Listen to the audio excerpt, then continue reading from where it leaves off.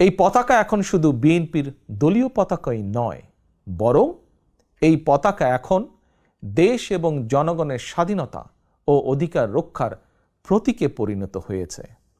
সুতরাং যারা এই পতাকার মর্যাদা সমুন্নত রাখতে চান, তারা কোনো প্রকার অনৈতিক কিংবা অনধিকার চর্চায় লিপ্ত হবেন না।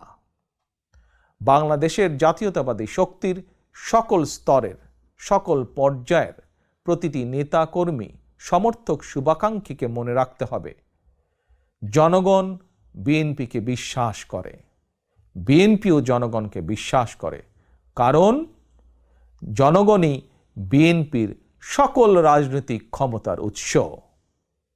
আল্লাহ হাফেজ। বাংলাদেশ জিন্দাবাদ।